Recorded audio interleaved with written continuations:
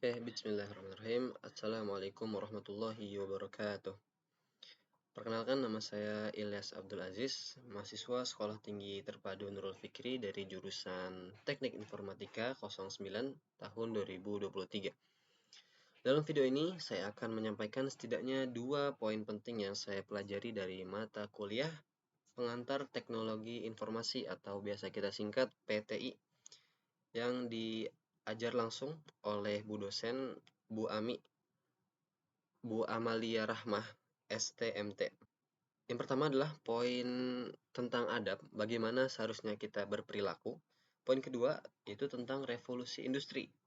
Apa sih revolusi industri itu? Langsung saja, no basa-basi, let's get to it.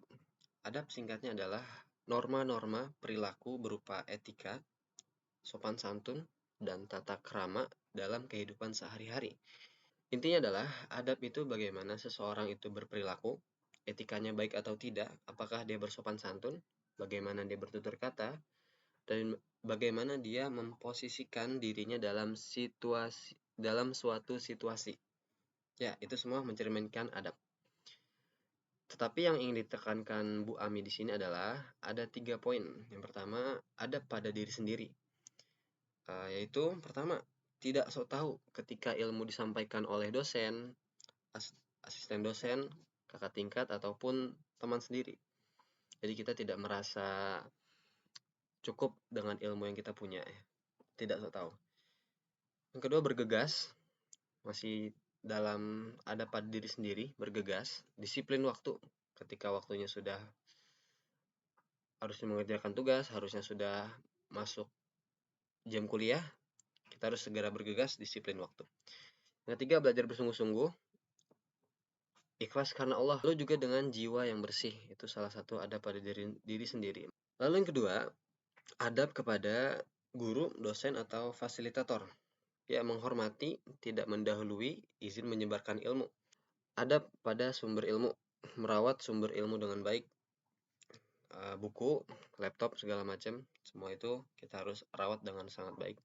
Tidak plagiat tanpa izin, tidak mendukung plagiator, menyertakan sumber ilmu, termasuk ya adab kepada sumber ilmu juga. Menerapkan skeptical thinking, yaitu bersikap skeptis atau ragu-ragu kepada hal yang belum kuat buktinya.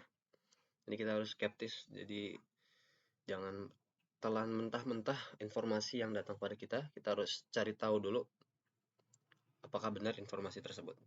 Lalu yang kedua adalah saya akan setelah adab, saya akan menjelaskan materi tentang revolusi industri. Revolusi industri adalah sebuah istilah yang digunakan untuk perubahan besar dari segi cara produksi barang dan layanan yang dilakukan.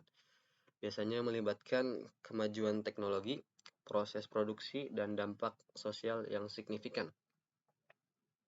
Intinya perubahan besar.